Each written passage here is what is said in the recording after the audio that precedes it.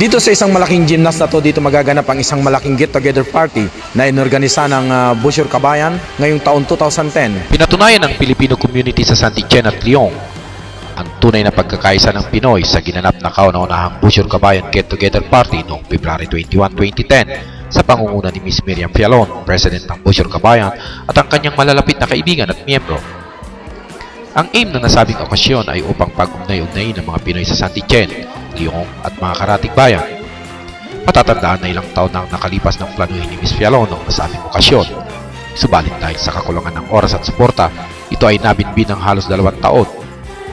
Dumalo din bilang panauhing pandangal ay ang kinatawan ng Embahada ng Pilipinas sa France sa pangunguna ni Vice Consul Winston de Almeida at ang kanyang finance officer na si Edgardo Esteban na nagbigay ng magandang mensahe para sa pagkakaisa ng mga Pilipino sa Saint Etienne at Leon. I'm with the Philippine Embassy in Paris, and we just arrived this morning.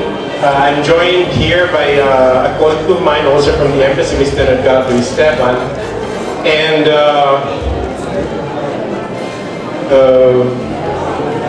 we are so impressed by the scale of the preparations of the organizers and the number of Filipinos and their French spouses and the kids who have lent their time and joined us to have a wonderful afternoon.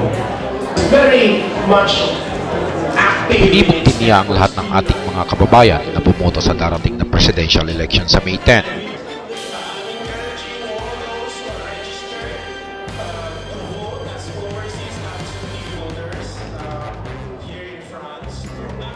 Ito rin ang kauna-unahang performance ng sikat na Pinoy singer-composer ng Italia na si Armand Curami.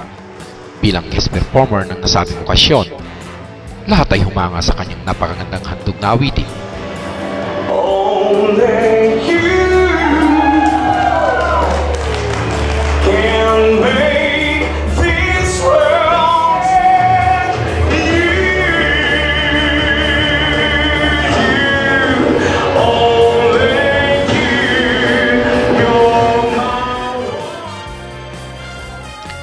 Nagpamalas din ng napakagandang cultural presentation ng Pinoy's Best Association sa Leon sa pamumuno ni Miss Liz Muque sa pagsayaw ng itik-itik at tinikling at ang stage dance and acting ng Mutya ng Paris 2009 contestant ng Leon.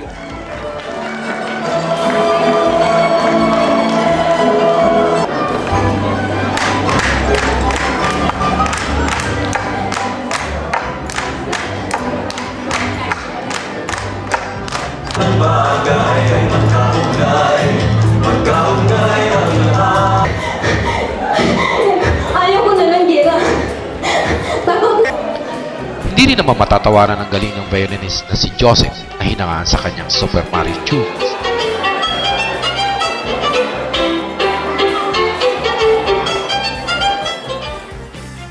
Nagbigay din ng kani-kanilang mensahe ang dalawang leaders ng association sa Leon na si Miss Jolien Reyes ng Association Amici Franco-Philippine in Ron Alps at lalong-lalo na si Miss Liz Muque ng Pinoy's Best Association na malaki rin ang naging suporta sa nasabing okasyon. Yeah, good afternoon. Liz Muque, President of Pinoy's Best Association. The association has been established legally last December 29, 2008. And today, we are supporting the Busyur Kabayan. It's like our second sister association. We're heartily supporting them. Miriam Fialon is a big supporter in our association too. So we rent her a big support whenever she needs us. We're always here whenever she wants us. So Filipino in Leon, in around, we are covered as one. So in behalf of the administration of Pinoy Best Association in Leon, we are supporting this event and we are very lucky to be here today. Thank you. Bye.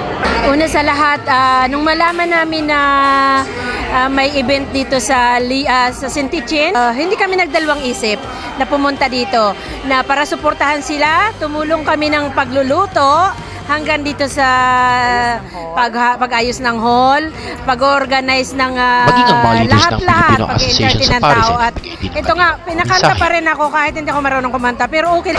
Dito po sa pagkakataong ito ay ang nagtulak sa akin para pumunta to sa Lyon ay ang aking purpose ay makilala ko lahat ang mga Pilipino na narito at para makipagkaisa sa kanilang lahat at para tayong lahat ng mga Pilipinong imigrante o mamamayan o mga may asawa mang Pranse ay magkaroon ng pagkakaisa at sa ngalan po ng Batangas Association in France na handa kaming tumulong sa inyo at lalong-lalo na dito sa Lyon na bago namin mga kakilala at kababayan na mababait.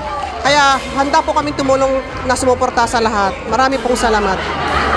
Kasi ang partly ang aming objective is to promote leadership, friendship, and service. So, kumbaga gusto naming yakapin ang mga kapwa Pilipino sa Paris at sa France, buong France. So, isang step na yung pagpunta namin dito sa Lyon para nga ma-meet ang Philippine community.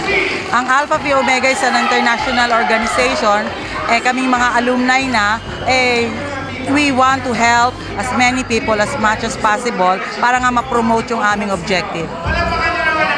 Maging si Miss Cynthia Cuevas na matalik na kaibigan at advisor ni Miss Villalon ay halos walang paglagyan ng kasiyahan sa nasabing okasyon. Ito ang Mutya Kabayan. Ang turing namin ni Miriam, parang kapatid niya ako.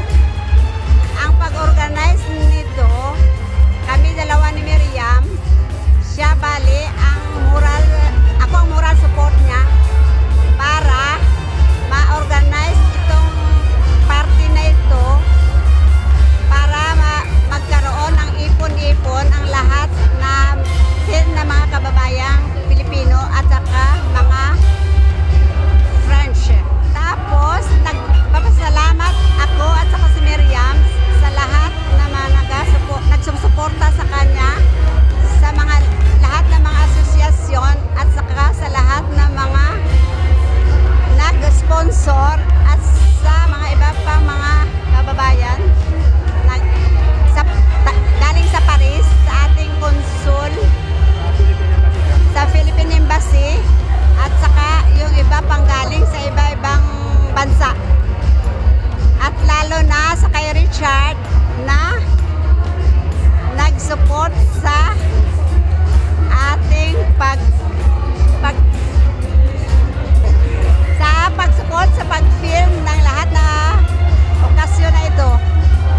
Kaya, thank you very much. Nagkaroon din ng raffle draw na kung saan ang mapapanalunan ay isang laptop computer. Ang host naman na sina Arman at Chatwin Loan ay nagpalaro rin ng Hep Hep Hooray. Bago matapos ang programa, ipinaabot ni Miss Villalon sa ating Philippine Ambassador sa France na si Ambassador Rora Navarro Tolentino ang kanyang taus-pusong pasasalamat sa mga suportang binigay sa kanyang okasyon. Una sa lahat, nagpapasalamat ako sa ating mahal na Madam Ambassador Tolentino sa pag-suporta niya sa araw na ito kahit siya ay wala sa hapong ito. Pero nagpadala pa rin siya ng dalawang representative, Vice Consul Almeida, at sana po ay sa susunod naming pagtitipon ay makarating po kayo at masaksihan ang Filipino community dito sa Ronald St.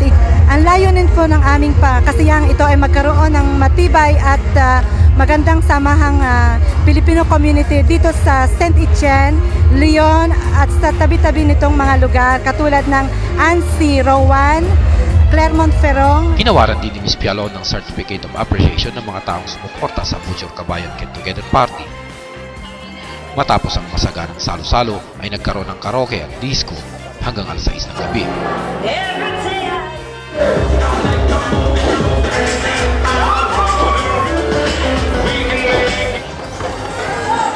Mula dito sa La Talaudière, Saint Etienne, Department of Loire, Richard Villanueva, nag-uulat para sa Balitang Paris.